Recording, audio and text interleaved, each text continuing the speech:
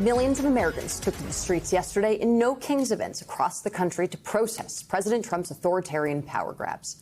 The events brought together people from all backgrounds and across the political spectrum, including at least one former White House lawyer for former President Trump. Joining us now is Ty Cobb. He was a lawyer during the president's first term. He's evolved from managing the response to Special Counsel Robert Mueller's probe into allegations of Russian election interference to now participating in a No Kings rally in Charleston, South Carolina yesterday. That is him in that photo that is up right now on the left. Ty Cobb, thank you so much for joining us this morning. How are you? I'm doing great. My pleasure to be with you. Thank you. First question for you.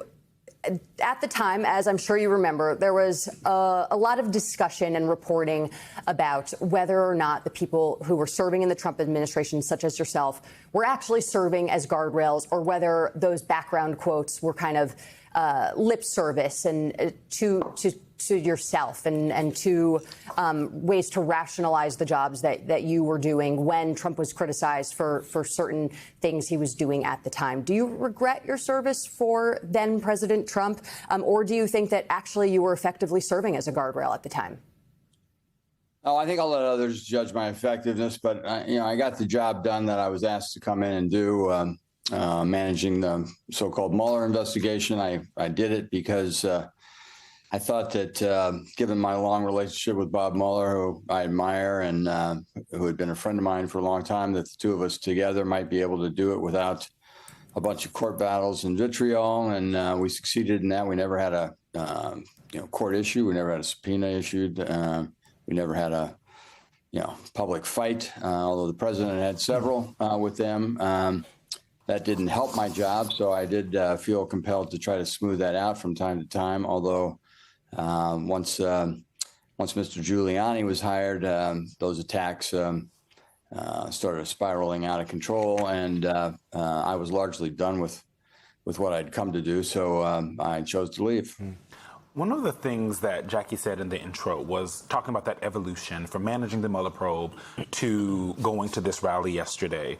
And I'm curious, and I think a lot of folks that are watching are very curious what the psychological change is for someone to go from defending Trump in something like the Mueller probe to being out front like you are now. What does it take? What's it like? Because a lot of people have friends and family members who are part of the MAGA coalition, who they have been trying to convince that maybe that isn't the right way for them. What does that change look like, and how did you get there? Well, that's not a relaxing Sunday morning kind of question. This is news day. It's difficult. I've lost friends, alienated some family members. The Kool-Aid is very powerful. If people think it's fine that Tom Homan's got $50,000 in a paper bag that he uses every morning, as far as we know, to buy his Egg McMuffins out of the dashboard, as a precursor to a bribery investigation that the Justice Department and the FBI refused to take the next steps on, merely because he was a Trump loyalist, and then lets out George Santos from prison. I mean, the message is clear. If you're a friend of Trump's, you can do whatever you want, legal or illegal. Legal or illegal. But if you're an enemy, if you're Letitia James, and one of your nieces rents your, modest house in Norfolk, Virginia, you're a target for prosecution, baseless prosecution, of course. And actually, it's pretty shocking. I think the kinds of things that are highlighted actually in the events that I spoke about are what would bring out almost any former prosecutor, person with longstanding government service and significant roles like myself. You have to come out and fight for your country. I mean, for example, in the James case, on Friday we learned that Beth Usey, who is one of the Justice Department's most decorated prosecutors, longstanding prosecutor who went to the Justice Department to protect children. She did child exploitation and obscenity cases for years, did them brilliantly, and her work was so good that she gravitated up to become, the head of the criminal division in Norfolk. She's a John Marshall Award winner, which is a very significant award at the Justice Department, given to attorneys for exceptional contributions and dedication. That not everybody gets. I want you to know they don't pass those out. She's very highly recognized, and she got fired merely for saying to Halligan and Bondi that there was no case against James, and we're not safer. The people in Norfolk, the people in the Eastern District, the people in the country are not safer, with all these firings. So I think, for me, the circumstances under which we're stuck for a while and are suffering from require people with my experience to come out and say what they can for America. Joining us now, journalist and author Paola Ramos. She is contributor for MSNBC and Noticias Telemundo. Also joining us is independent reporter and former Washington Post columnist, my former colleague Philip Bump. Thanks so much for joining us this morning, guys. It appears that the apocalypse that Republicans were predicting was going to happen did not happen. But Paola, what did you see yesterday on the streets? So I was coming back from the Rio Grande Valley. So I spent the last week in the valley. And so a lot of people came out there, right? I think it's important to look at some of the most vulnerable places to really understand whether or not they were silenced by fear. And I think yesterday was a type of barometer. How far gone are we or not? And what you see in the Rio Grande Valley is, of course, a place that Donald Trump flips. There has been many ICE raids. It's full of checkpoints, extremely militarized, and yet people showed up. 1,000 people came out. There were protests in at least 3 parts of the Rio Grande Valley. But what sticks with me is what I felt is the sort of the trauma of the children that have been watching their parents live in the shadows. And it reminded me of Arizona's Joe Arpaio. And I was thinking about this effect that you have in Arizona, right, where Joe Arpaio essentially gave rise, right, to a whole new generation of people, of young people that watched their parents being criminalized, that held onto the trauma, and that then were able to turn that into political power. And that's what reminds me in the Rio Grande Valley, right? There's a whole generation of people that came out. 10 years from now, I think what we're seeing now will turn into something pretty profound. That's interesting, because I was trying to talk to you about this morning, Eugene, but we got to talking about something else. But to me, it feels like we went through a whole week where Republicans, through their rhetoric, tried to plant the seeds for something. They're anti-American, they're this, they're that, they hate America. And yet what we saw yesterday was something completely different. And I was trying to say to Eugene this morning, I feel like there's a vibe shift happening that, despite everything that they said, people were like, bump that. I'm coming out, and I'm going to stand up for my country. And so that's why I'm thrilled to hear what you had to say, Paola, about all this. But Phil, were you out and about?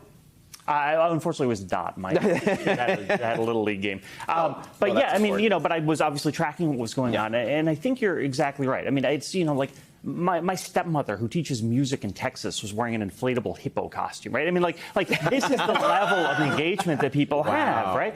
And I think a really important test here, and almost a challenge is, imagine if Donald Trump's supporters tried to match the energy. Like, we all know it would never happen. It can't happen, right? Like, he just doesn't have that level of support. And I think it's really important that it gives the lie to the idea that Donald Trump has the broad support of the majority of the American people, because all of us know that couldn't happen. It just would not happen if Donald Trump supporters tried to gin up something that was equivalent to yesterday. And I think that indicates, okay, well, where is his support? It's online. He has, obviously there are a lot of Donald Trump supporters, but it just doesn't match this real world energy that you saw on the streets. I mean, he did try to do something like this with his military parade earlier this year, and it was kind of a buzz when you look at the crowd.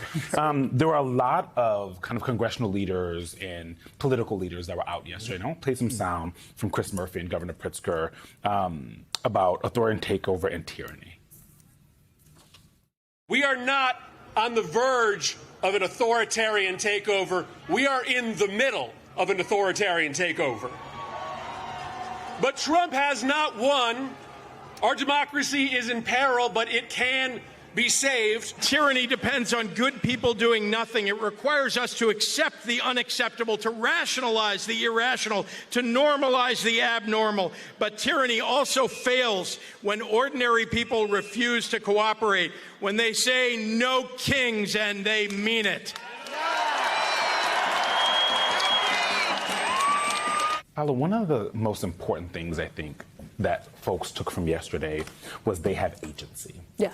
And one of the things over the last 8 months that folks have watched Donald Trump stretch the bounds of power, push the idea of rule of law in this country, they have felt powerless. And I think when you talk to, and you do this a lot, talking to regular voters, they look to Washington as the place with all the power.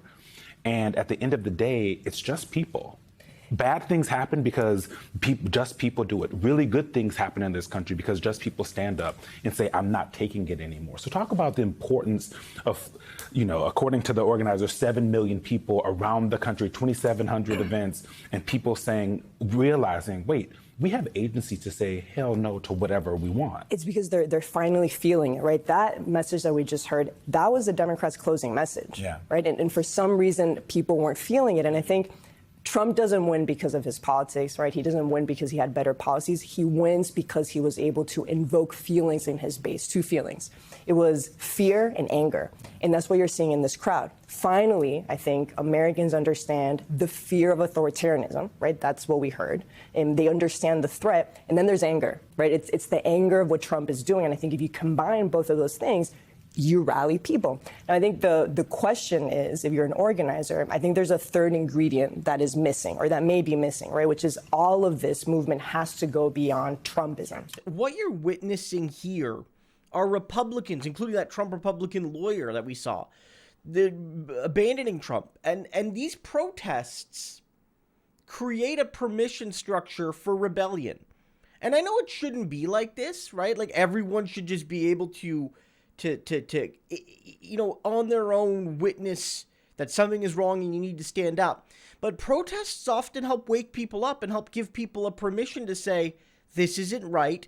But critically, I've always felt that this isn't right. And yet, now I have the courage myself to stand up. And that's why often the earliest protesters against a totalitarian regime or against a hateful ideology are often regarded in retrospect as such important pioneers, because when the earliest folks, say, stood up for civil rights, or when the earliest folks stood up for things like gay rights, they did it at a time where very few people supported them, and the people that did support them, they weren't comfortable being out and proud, right, about that support, because they were afraid or unsure or ashamed or whatever.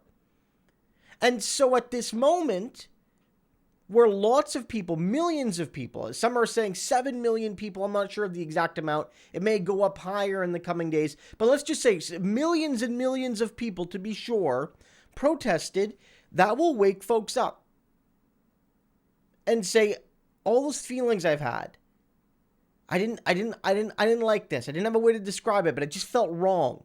All those feelings people have are now going to be unleashed. And it's all going to hit Donald like a tidal wave. And guys, mark my words, he's not ready for it.